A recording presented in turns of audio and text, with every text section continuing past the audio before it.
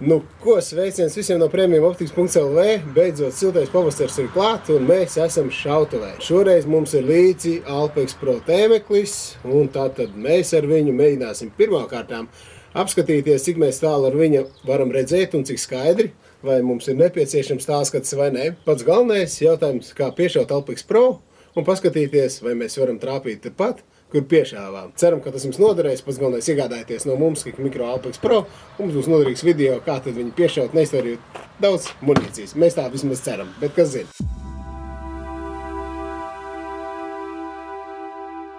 Kā es vienmēr piešauju, ja? Tad es vienmēr izņemu ārā izslēgu, ja? Un apskatos, vai optika skatās tajā virzienā, kur es skatos ar stobru. Nu, tad, piemēram, pats galvenais mūsu gadījumā ir ieslēgt ierakstītāju. Nu, tātad es apskatos, nocentrēju stobru.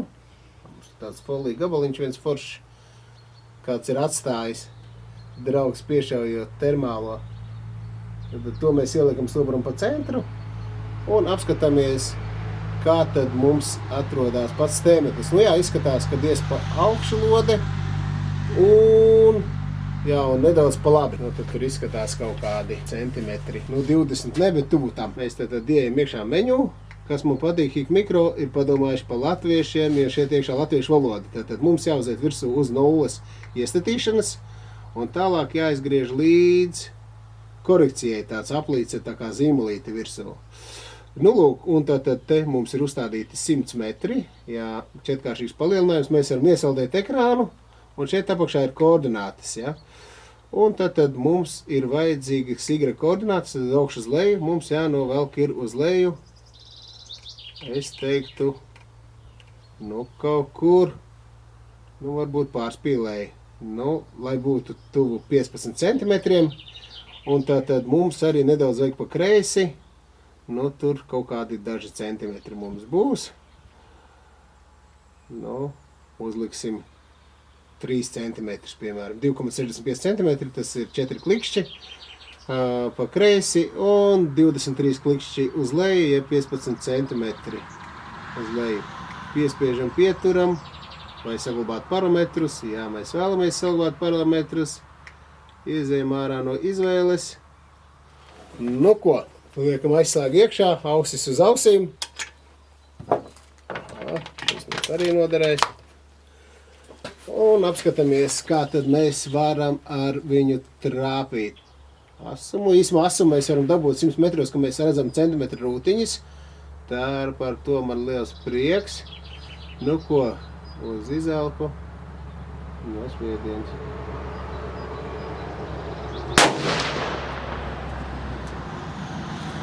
Tu neticēsi.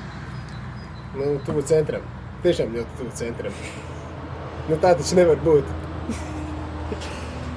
Nu, tad izšķausimies vēlreiz, apskatīsimies. Tu gribi teikt, ka tev maģiski acs? Nu, tā negadās. Tā bieži negadās. Bet, nu, tad labi. Koordināts mēs esam uzmanējuši ļoti tuvu tam. Izšķausim vēl vienu reizi, apskatīsimies, vai nu mana meistarība vai optikas meistarība, vai mēs varam atkārtot precīzi šāvienu. Nu, lodi lodē. Bet ir arī centrs, ja? Ir centrs, jā.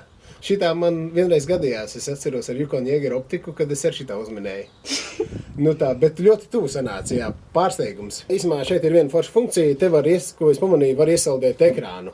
Nu tad man izskatās, ka man trāpījums tomēr vēl pa kreisi, un es tad veikšu šo te korekciju iesaldējot ekrānu. Kā tas notiek? Tad mēs ieejam iekšā izvēlē. Tev ierakstīšana rakstās, ja? Rakstās, jā. Okay. Izvēlē, tātad un uzējam virsū uz to pašu korekciju. Tātad mēs uzliekam vislielāko palielinājumu. Uzliksim 24 reizes. Un tātad mēs paņemam un iesaldējam, bet mums jādara tas ļoti, ļoti skrupulozi, lai mums plinte nepakustās. Nu, un plinti pakustās. Bet, nu labi, katrā ziņā jūs redzat, man ir vajadzīga tā kā nedaudz korekcija pa kreisi aizvelkt, ja? Un es teiktu, ka nedaudz arī pa labi. Ja, tad, nu, tur ir sanāk centimetrs, nu, tad centimetrs arī būtu jāpavelk 1 centimetru hop. Nu, tātad 0,98 centimetri, 9,8 milimetri, jā, un tātad es teiktu, ka tikpat arī uz leju, tad mēs liekam arī mīnus šo te. Nu, tātad piespiežam pieturam, vai saglabāt parametrus, jā, mēs vēlamies saglabāt parametrus. Nu, šeit mums rāda veco korekciju, kā bija un kā es uzliku. Nu, tā varētu būt. Nu, tad ņemam izšaujam. Izšaujam un apskatāmies, cik mēs esam tuvu patiesībai. Šitā. Un aiziet pa augšu. Man palicās plinte? Man liekas, ka ne. Te nu bija vasaras svētki. Nu, kas te šitais tagad ir? Nē, viss kārtībā. Laikam palicās uz galdiņa kaut kur kājiņas. Nu, centriņš tāds, ka maz neliekās, jā. Nu, baigi noveicās. Nu, tādas, ka ļaus bieži negadās, bet mums, tā teikt, dzīvē izrādās, ka veicās, jā. Un, nu, tā bija baigā minēšana.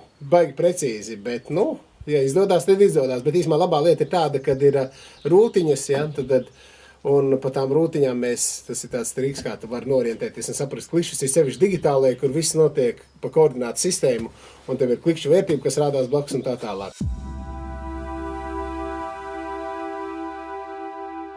Nu jā, nu tā teikt, esam tikuši galā ar Alpex Pro no HIK mikroražotāja. Nu, tā kā mums noveicās, ka starp sobru var piešaut bez nevienas munīcijas, nu, ideāli, ja to zinātu, vienmēr tas izdotos, vispār nevajadzētu piešaut pat taisno uz meža. Paskatījāmies arī to iespēju, ko ļoti daudz izmanto, ka iesaldē ekrānu, ja, tad, ja būtu piešaušanas tāds ritīgs statīvs, kur iestiep plinti, tu forši var nofotografēt, lai gan tā podziņa tāda smaga un izkustās tā plinti, ļoti grūti to izdarīt ir. Redzēsiet video, cik man nospiežot nolec nost tas krusts no tās mērķētās vietas, bet, nu, katrā ziņā es teikšu tā, ka, nu, lido gandrīz lodē, ir precīzs, var lielu palielinājumu dabūt, arī bildi pietiekoši 100 metros, lai es redzu trāpījumu vietu un arī kvadrāta rūtiņas, centimetrīgās, tā kā, nu, viss kārtībā. Ja kādam ir kādi jautājumi, kaut kas neizdodas, droši ar mums sazinieties, mēs palīdzēsim, jo ir tādi knifi, piemēram, velkot uz trāpījumu vietu vai uz pretējo, var bišķiņ sagriezties galvu un izšaut visu paciņu, nesaprast, kāpēc es netrāpu papīra lapā. Tā kā droši sazinamies un uz tikšanos nākamajos video.